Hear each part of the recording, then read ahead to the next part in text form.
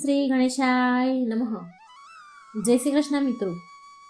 ખૂબ જ સરસ મજાની વાર્તા છે. સંસારી મોટો કે સંન્યાસી? આ રહસ્ય જાણવું હોય તો ચાલો આપણે સાંભળીએ સરસ મજાની રોચક વાર્તા. એક વાર્તાના માધ્યમથી આપણે સમજીશું આ સાર. તો મિત્રો ખૂબ જ સરસ વિડીયો છે, પૂરા અંત સુધી જોજો. વિડીયો સારો લાગે તો લાઈક અને શેર કરજો અને આ ચેનલને સબસ્ક્રાઈબ કરવાનું ભૂલતા નહીં. ઓમ નમઃ શિવાય. ઓમ નમો ભગવતે વાસુદેવાય. એક નગરમાં એક વિચિત્ર રાજા રહેતો હતો. તેની એક અજીબ આદત હતી. તેના નગરમાં જ્યારે કોઈ સંન્યાસી આવે અને તેને બોલાવે તેના દરબારમાં, અને તે રાજા માત્ર એક જ સવાલ તે સંન્યાસીને પૂછે કે એક વાત મને કહો કે આ દુનિયામાં સંસારી મોટો છે કે સંન્યાસી? અને જે પણ સાધુ બાવા સંન્યાસીને આ રાજાની જે આ વાત સાંભળે, જે પણ સંન્યાસી, તો એ સંન્યાસી કહે કે સંસારી અને સંન્યાસીમાં જો કોઈ મોટું હોય તો તે છે સંસારી. તો રાજા તે સંન્યાસીને સવાલ કરે કે જો સંસારી મોટો છે તો તમે સંન્યાસી કેમ બની ગયા? અને રાજા તે સંન્યાસીને આદેશ આપે કે જો સંન્યાસી સંસારમાં સંસારી મોટો છે તો આજથી આ સંન્યાસીનો વેશ ઉતારીને સંસારી બની જાઓ. આ મારો આદેશ છે તમને. અને આમ તે રાજા બધા સંન્યાસીના સંસારી થવાનો આદેશ આપી દેતા હતા. અને આમ દિવસે ને દિવસે બધા સંન્યાસીને સંસારી જીવન જીવવા માટે મજબૂર કરી દેતા હતા.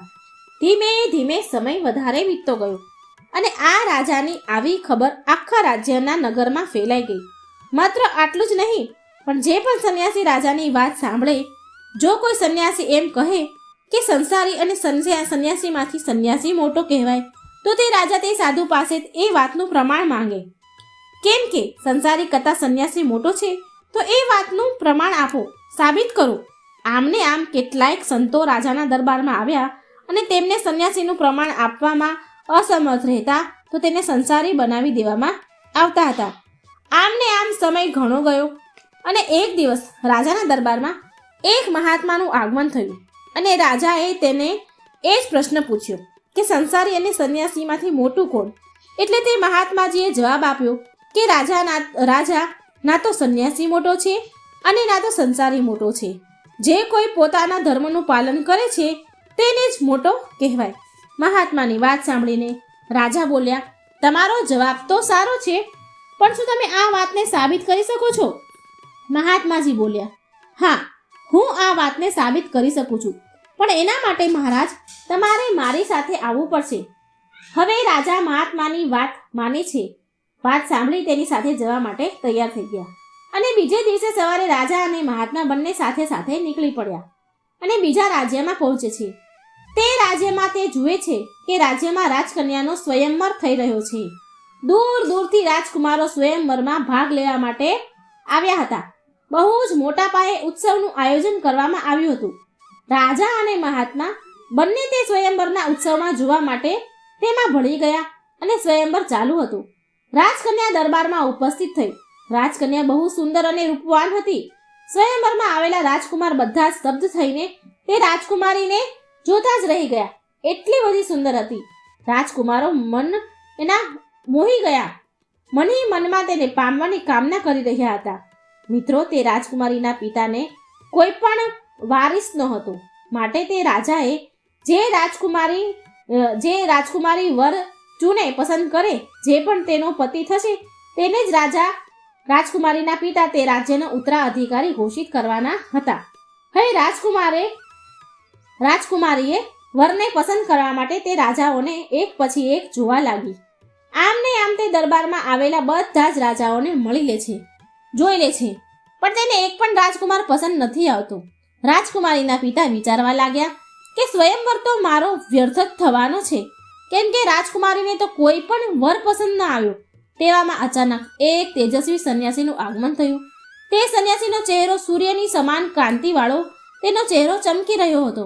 ત્યારે રાજકુમારીની દ્રષ્ટિ તે સંન્યાસી પર પડી અને રાજકુમારે તે સંન્યાસીને જોતા જ વરમાળા તે સંન્યાસીના ગળામાં પહેરાવી દીધી.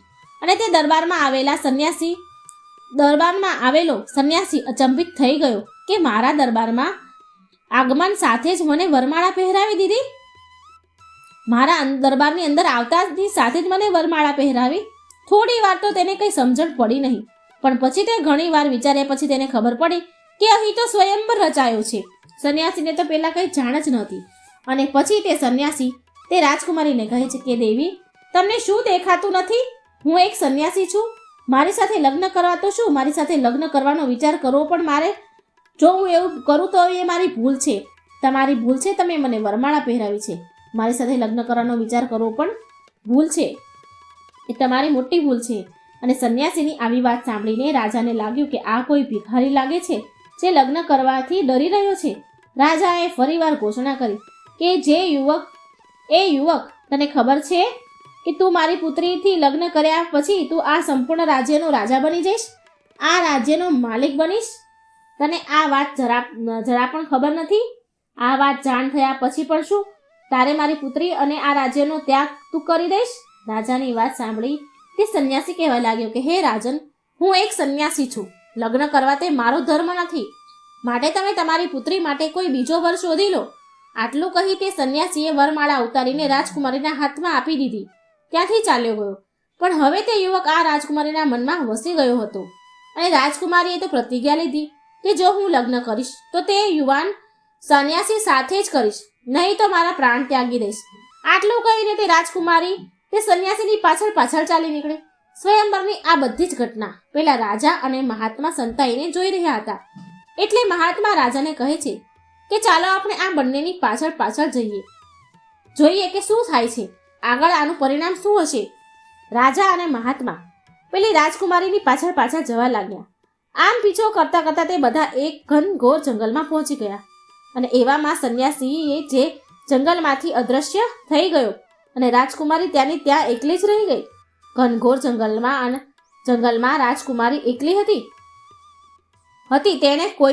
તેની આસપાસ પણ કોઈ જોવા મળતું ન હતું અને તે ડરવા લાગી.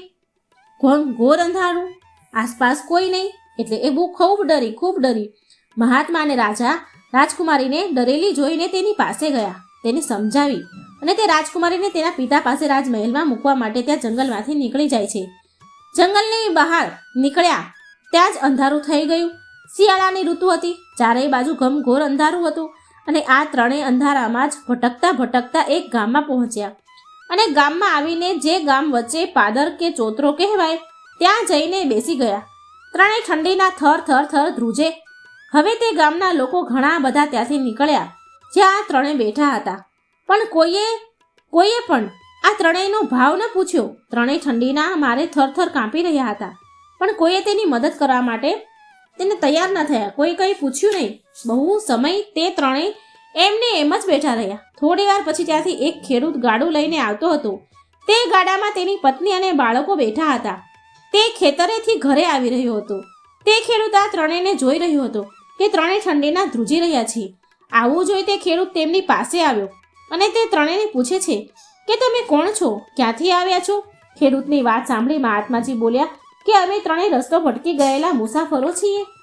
મહાત્માની વાત સાંભળી તે ખેડૂત બોલ્યો કે જો તમારી ઈચ્છા હોય તો તમે ત્રણેય આજની રાત મારા ઘરે રોકાઈ શકો છો. તમે અમારા મહેમાન છો. હવે આ ત્રણેય પાસે કોઈ રસ્તો તો હતો નહીં, માટે તે ત્રણેય તે ખેડૂતના ઘરે જવાની હા કહે છે. ખેડૂત ત્રણેયને લઈને ઘરે જાય છે. મિત્રો, જ્યારે તે ખેડૂતના ઘરે મહાત્મા, રાજા અને રાજકુમારી રોકાયા હતા ત્યારે તે ખેડૂતના ઘરમાં વધારે અનાજ હતું નહીં અને તે ખેડૂત અને તેની પત્ની તેના જ ભાગનું જમવાનું તે ત્રણેય મહેમાનોને જમાડી દે છે.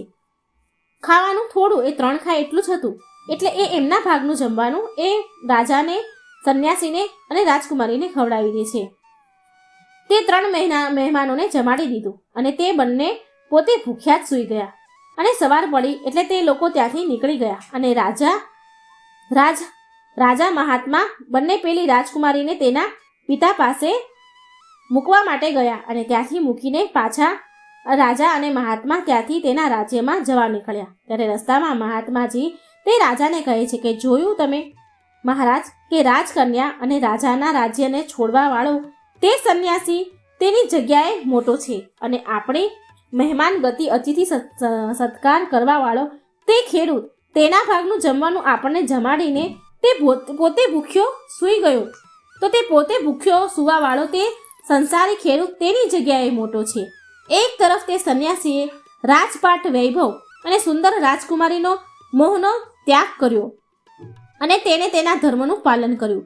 અને તે રાજકુમારી સાથે લગ્ન ન કર્યા માટે તે સંન્યાસી નિશ્ચિત રૂપે મહાન છે.